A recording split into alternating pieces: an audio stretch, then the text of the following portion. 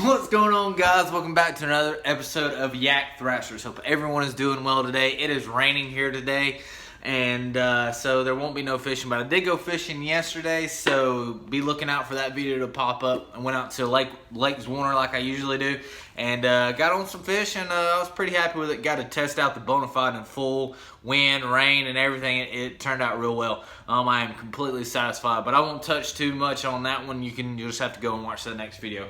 But guys, before I get into what I'm going to be talking about today, go ahead and please smash that like button. Go ahead and smash that subscribe button too. It helps me out. And also hit that little bell up top and lets you notifies you whenever I post a video, guys. A lot of blood, sweat, and tears goes in this thing. I need all the help I can get, and that helps me out tremendously, guys. But hope everyone's doing well. So let's get into what I'm going to be talking about today. I'm going to be talking about the new and improved, well, not really improved, but the new center pod on the Bonafide SS127. I got mine set up as an electronic pod, and it turned out pretty darn well. I know a lot of people have been doing it. There's typically, a lot of people are going to this method versus on the track system, but you can definitely go on the track system too. But this is just kind of, this is everything you need for your electronics. All in one configuration. So that's kind of what I like about it. And if I ever want to take it in and out, I can. It's basically flip two hinges and it's off.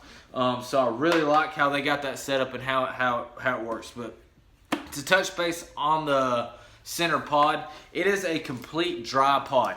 It's got two hinges on either side, and it's also got a watertight seal on the inside that it makes the pod completely dry. You probably can't see that. I just got finished working late, and so I just figured I'd go ahead and post this up because I had this in my truck. But going back to it, there is a watertight seal in here. Like I said, you can't really see it, but on the video, and with this terrible lighting that's in here, but it's in there and it keeps everything watertight. You can put your wallet, keys, phone, whatever in here. If you don't have your electronics in there, you can still do it, but that's kind of what I'm going to touch base on today. So I made my center pod an electronics pod, and the good thing about these pod is, as of the end of February, Bonafide, you can actually buy extra pods. So basically, you can have your electronics pod drop in. All right, well, I don't want my electronics today. You can get your other just plain pod, drop it in there, and you're good to go. Pretty sweet. They actually put forethought into it, like we all knew they would, and really made it just perfect. But kind of how I got mine set up is I wanted to use everything I had at home. I didn't want to have to go buy anything or this, that, and other. I kind of want to just try to save as much money as possible and get this little DIY project done there. All right, so coming on first, as you see, I have my Lawrence HES5 on top with a Ram and Yak Attack mount right here, and then also a Ram and Yak Attack ball right here. Yes, I say Ram and Yak Attack because one is actually Ram, one is actually Yak Attack, but like I said, I had it laying around, so I used it. But let me go ahead and pop this graph off right here. And everyone knows how these nifty little things work, so I'm not really going to touch base on them too much. But basically, on the top portion, you can put it this way, tighten it down, front, back, side, kind of keep it. It's awesome. And so those are, everyone is starting to use those, and they've been around forever, so it's nothing new to the industry. But also on mine, I wanted to put a track system on top of it, where I could actually, if I ever wanted to move that ball down, forward, back, side to side, but I didn't have a track system in the garage, so what I did for the time being until I get a track system is I basically took that Ram or Yak Attack ball and I drilled a hole, and I basically just popped it straight through there. And I created a really tight hole. I kind of used a step down and kind of just, push that sucker up in there where it will create that tight seal that I wanted it to. I also put a little rubber washer on there too that no one really knows about, and keeps it I wanted to keep this still a dry pod as much as possible, which as of yesterday, no water got in this thing whatsoever. It was raining and I was on the water, so it worked out real good. So basically that's how the top portion is laid out. And then there's your guts right there. There is your wires, your battery packs, so on and so forth. I'm actually gonna get a smaller battery, but I just, like I said, I ain't got the money yet. I think they're about $100. So, but this is doing me for now. This is my 7 amp little, typically put them in a four-wheeler or a scooter or whatever. I think you can get them at the store for $30, but I've had this for a while, so I just used it. And also I put a pull noodle just where it's not sliding around, so it keeps it in there real tight.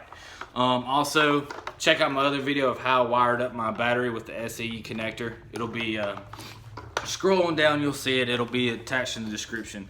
But how I wired or got my wires through there and still created the tight water seal is going to be the Hoby Wiring Kit. I used a Hoby Wiring Kit. West Marine also makes a wiring kit very similar to the Hoby Wiring Kit, but basically, as you can see, it creates a watertight. So you drill like an inch hole. I think you're right. It's like a quarter or inch hole, and then basically it's almost like I call it a gated valve just because from the business I was in before here. But basically you drill out that hole, you slide one end into it, and then on the other end it has a watertight seal on each end, and then you just kind of screw it on down. It creates that through the hole mentality where you can put your wires, but also the way the rubber washers are on the outside and where the wires feed through, it creates a watertight seal so no water gets into it. I've used them on all of my boats, and I've had no issues whatsoever. I have turtled over, as you saw in my kayak re-entry video, and I've had no water get into the boat. So it's worked out for me. I trust them, so that's why I decided to put them on this sucker. So basically on my Lowrance, don't know why, but it comes with 2 wires. Some of y'all technical freaks on Lowrance might be able to tell me that. But mine came with 2 wires, and whenever you buy your Hoby Wiring Kit or West Marine, the rubber seals that go inside, it'll have one for 1 wire, 1 bigger wire, 1 smaller wire, 2 wires, 3 wires, so on and so forth. So they kind of looked ahead, and where you don't have to buy piece by piece, it kind of comes all in one packet. And then going on down, as you can see, I ran my transducer wire back in the hole, then back out of the hole, and run it down to my transducer down at the bottom. And this is where it kind of got a little bit technical. So basically, this is how I rigged up my transducer. This is how Bonafide suggested we do it, so that's the way I did it. Basically, I just put a basic transducer mount, and I screwed it in, and I drilled a hole. I put a washer and nut on each side, and keep that, and then screwed it in that way. But I took an extra step, which is highly recommended, especially like with me. I want to keep it a dry pod.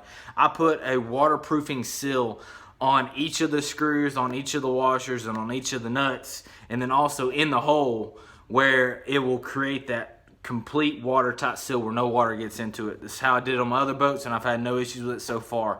And that sucker's on there. The sucker ain't coming off. That's also an adhesive too, so hopefully I won't be having to replace too much. But the cool thing about it is I was worried, and I actually contacted JD at Bonafide and asked him about this. Whenever you put your dry pod into your Bonafide, you can see that transducer is going to stick out. It feels like it's going to stick out on the bottom. So I called him. I was like, hey man, whenever I attach this to the dry pod, is it gonna, do I need to worry about it bumping up against a rock or anything like that? He's like, the way the Bonafide is set up, it's a catamaran style hole. So basically you have 2 pontoons running on each side of that transducer, and it keeps it protected. But obviously if you go cattywampus up on a rock, or if you go cattywampus up on a log or something like that, and it gets up in the middle, yes, it can bust it, or not bust it, it can hit it and possibly damage it. But I'm erring on the side of caution. So but that's a $40 piece, so if it does happen, I'm not breaking the bank too much to get that place or that piece replaced. But that's pretty much it. And also this is set up where you can screw in, and the whole portion is where you can fit a side scan transducer onto it. So this is a cool little thing they thought of. And the cool thing about it is, just like I said with everything else on the Bonafide, they went 2 steps ahead, and thought about, okay, each and every body that might be buying these boats, they thought about them and they put what they might need into the boat. So that's the cool thing about it. And all together, that's pretty much what it looks like.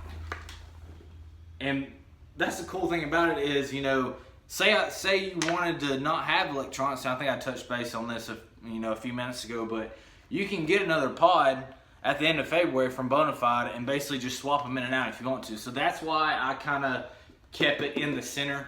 Definitely whenever, it's got some weight to it, but whenever I get that lighter battery, the weight will basically be gone besides my unit itself, and I can run everything the exact same way. Basically, I just unplug it, pull the battery out, put the new battery in, and you're good to go. But that's pretty much it. I kind of just want to touch base on it and show you all how I got it laid out and how I figured out how a way to get it done the way I want to, guys. If you want to see me do it basically from start to finish, I did not shoot a video on it, but I'm more than happy kind of to break it all down, all the way down to the holes, where I can show you how that Hoby Wiring Kit or West Marine Kit works. And I can get you set up with it that way. If you like that, go and drop a comment in the comment section below, and I'll be more than happy to do that for you. And also, guys, if y'all are liking this type of stuff, or if y'all want to see anything else about the Bonafide or rigging or fishing or whatever it might be, drop a comment in the comment section below, and I will get back to you within 1 or 2 days. And guys, if you ever want to come fish with me, give me a shout, find me on the socials, and I'd be more than happy to go fish with you. I'm always looking for someone to fish with. And also, if anybody ever wants to demo the Bonafide, please reach out to me. I am more than happy anywhere basically in the state of Georgia, preferably north and central Georgia, but I'll go anywhere to put your butt in a boat in the Bonafide where you can feel what it's all about, guys. But I hope you're all enjoying this stuff. Like again, guys, please like and subscribe to my channel. I would greatly appreciate it, guys. Show me some love. I greatly appreciate it. Hope you all is doing well. If you fish on jail, if you ain't in the same boat as me, guys, keep them tight lines. Deuces.